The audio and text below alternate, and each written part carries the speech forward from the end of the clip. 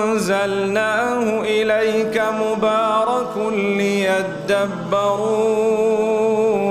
آياته وليتذكر أولو الألباب.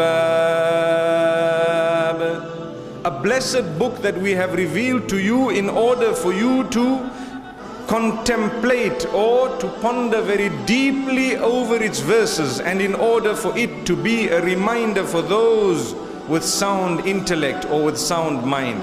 So if I would like a reminder, I need to first be reminded through what Allah subhanahu wa ta'ala has called the reminder.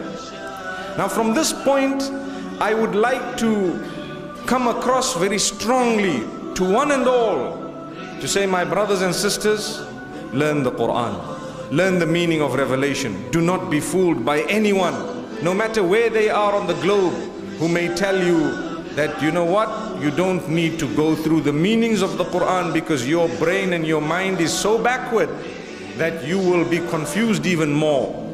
That's what people are saying. I have come across people who say the Quran is not for a layman, it is only for the knowledgeable. Wallahi, that is absolute drivel. It is nonsense. That is a statement that has no knowledge in it. It has more confusion in it than everything else. How can the Quran only be for an elite group of people?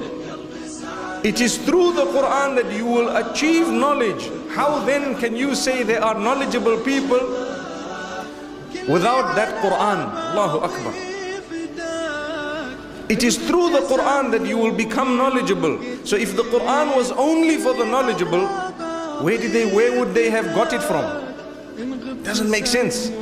So it is up to us to go through the book of Allah, because what we find today, people fool us totally. I can give you one confusion that is really across the entire globe. You find Muslimin confusing culture with religion. Big confusion. So when people do something, they don't really know, is this because I'm a Muslim or is it because of my culture? And I'm not just speaking of this country. I'm speaking of all over the world. We have the same problem. People do things in the name of religion when it has nothing to do with religion. I give you another example. When we get married, sometimes we make life so difficult for one another based on culture. But if we were to follow the religion, there is no confusion. It is as clear as crystal. You want to follow the deen of Allah, you realize you are only a Malaysian because Allah has chosen that, not because you are supposed to be a person who looks down upon others. No, you might be proud of your identity, but not the wrong pride. Proud of your identity meaning, I'm happy to be whom Allah has made me. I am. But I do not look down upon others. I use it understanding why Allah has made it.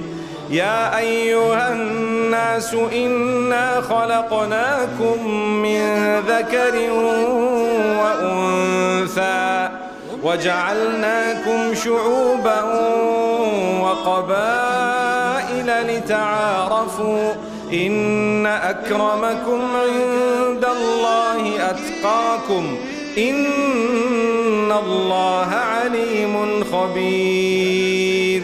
O people, I have created you from a single male and female, and I have made you into different nations, different groups and tribes and different people, in order that you may recognize one another. You may recognize one another. Today we have different complexions, different, people with different builds. Perhaps, if you come to Africa, perhaps in the western part of Africa, you'll find huge, tall people. As soon as you see someone, you can say, mashallah, he is from West Africa. Not because you want to look down upon them, na'udhu billah, but Allah has created this vast difference within the people so that we can respect one another, recognize one another. And I've always said, if every one of us looked alike and we were all the same, perhaps we would need number plates. Allahu Akbar.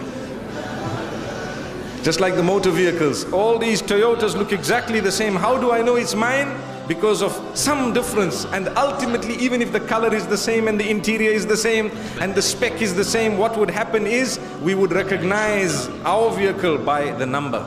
Allahu Akbar. But to make life interesting, we are different people, and we belong to different nations and we belong to different tribes. This is all a plan of Allah subhanahu wa ta'ala.